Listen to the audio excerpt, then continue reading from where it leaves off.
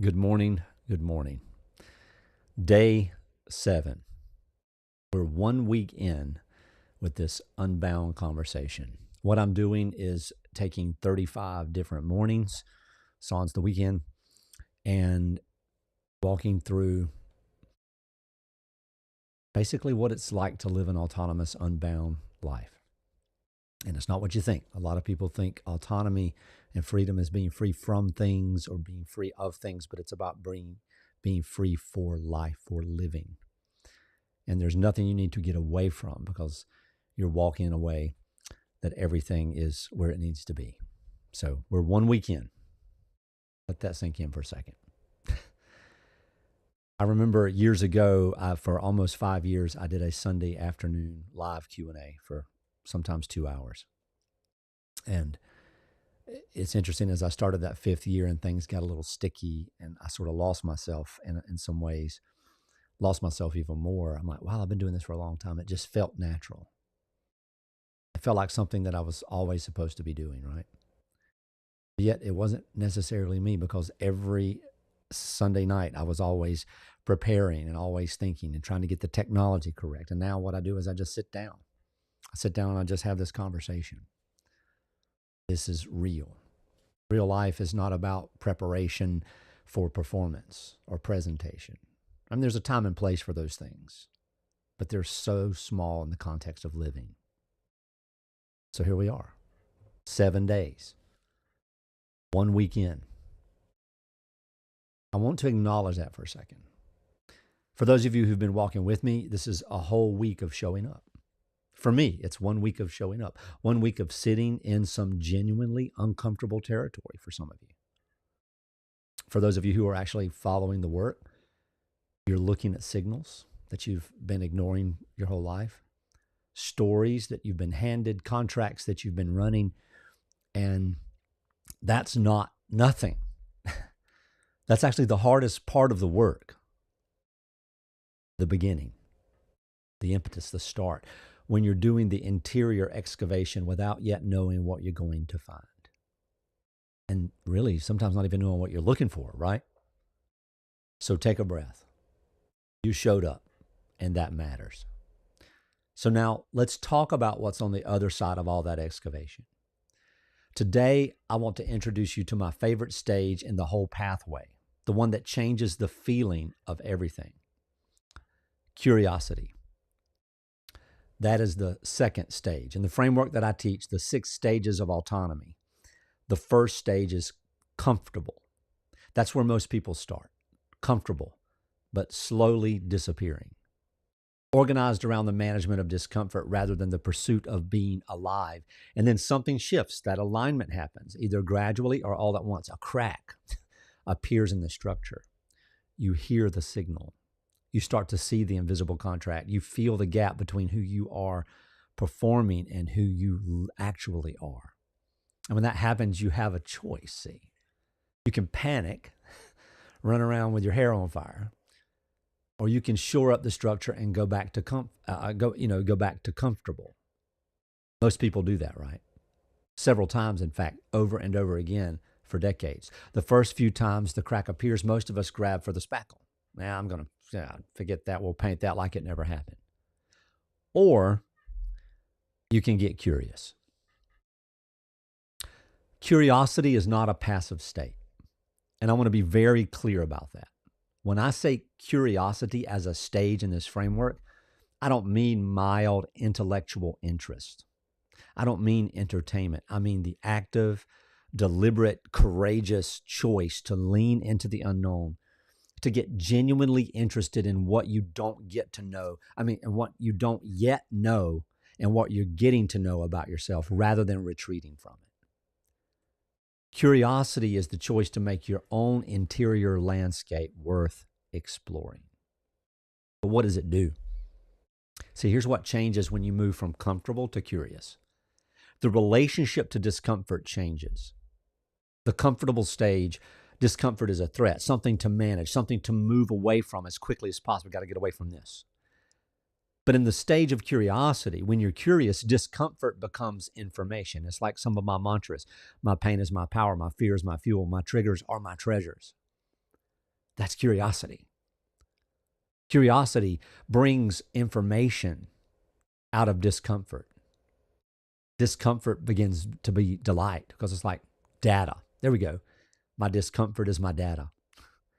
It becomes a pointer. It says something interesting is in this direction. I must find out. Curiosity may kill the cat, but it brings the man and the woman to life. Something worth knowing is out there. So the relationship changes. The relationship to how we ask questions change. That's the best way to put that. In the comfortable stage, questions are problems. They've got to be fixed. They've got to be resolved. I got to deal with it right now. I got to answer this as quickly as possible so I can get back to certainty. But in the curious stage, a question is an invitation. It's like, oh, an opening, a little door, a little curtain, a little hand gesture. Would you like to walk this way, please? Something you sit with rather than rush to close it. And the relationship to yourself changes, not only the relationship to your questions, but the relationship to yourself. Because curiosity, real curiosity, that's directed inward, is an act of profound self-respect. It says, I am worth knowing. And the interior, the inner space, the interior life is worth exploring. Whatever I find here, I'm willing to look at it. See, most people have never treated themselves that way. They treat themselves like a problem to manage, a role to maintain, a performance to sustain, not a landscape worth exploring. Curiosity changes that. The moment I moved from comfortable to curious was one of the strangest and most alive moments of my life. It happened in those 35 days between March the 4th of 2023 and April the 8th. When the performance had stopped working and there was nothing left to retreat into, I was sitting with myself with no role to play and no room to hold together. And at some point, instead of trying to fix it, instead of trying to find my way back to something that felt stable, I just got curious. I started asking questions I'd never let myself ask before. You know, you go, nah, I can't ask that question. Asking that question is wrong. But I started asking these questions not because I became brave. I was anything but brave because I had nothing left to protect. The curiosity didn't feel like freedom in that moment, though. It felt like the last option, like the last ditch effort, like the only thing, like the knot at the end of the rope before I dropped to the bottom of nothing. But it was a door. The question like, what do I actually believe? What do I actually want? Who am I when no one needs anything from me, when there's no role to play? If I'm not this or that or this, who am I? Who am I when there's no one to hold the room together for? Who am I if I can't serve somebody? And those questions terrified me, and they also gradually begin to set me free because the answers, the real answers, the ones that came up from underneath rather than being constructed from the surface, the ones that came from literal truth, undeniable, ontological, eternal truth, begin to give me back a self I hadn't known was missing. You hear me talk about hall moments. I'm going to talk about them every day. Honesty aligns liberation's language, or the language of liberation. The hall moment in the curiosity stage is this. The moment you stop being afraid of your own questions. Question everything. You're like, wow. The moment you realize that a question is not a threat to your identity, it's an invitation to discover what your identity actually is. So honesty in this case is the honesty of genuine not knowing. I don't know. I don't know everything about myself yet. I don't know who I really am. I don't know everything I'm capable of. I don't know what I would choose if I were choosing freely rather than from obligation or fear. That honesty, the willingness to sit with genuine unknowing rather than manufactured certainty, is what aligns the next layer of liberation. And the language that begins to form is the language of a self that is willing to be discovered. The curious life. Oh, I could write an entire book, 400 pages thick, of what this looks like. So I want to paint you a small picture of what a curious life actually looks like in practice. It looks like a person who, when they feel resistance, they get interested in it rather than immediately acting on it or against it. They don't run from the trigger, they treasure it. Oh, this is going to teach me something. It looks like a person who, when someone said something that provokes a strong reaction, they pause and they say, what in me is responding to this? What's really going on the inside? It looks like a person who tries things, who experiments, who approaches their own life less like a managed performance and more like an ongoing expedition into territory that is always, to some degree, unknown. It looks like a person who is not threatened by the possibility of being wrong. It doesn't matter. Being wrong about themselves, about their beliefs, about what they thought they needed. Because being wrong just means there's something more to discover. See, that is an extraordinary way to live, and it's available to every one of us, starting today. So here's your practice for today. Pick an area of your life, just one, where you feel the most stuck. Where is it? Is it your faith? Is it your marriage? Is it your job? Is it existential? Is it something there?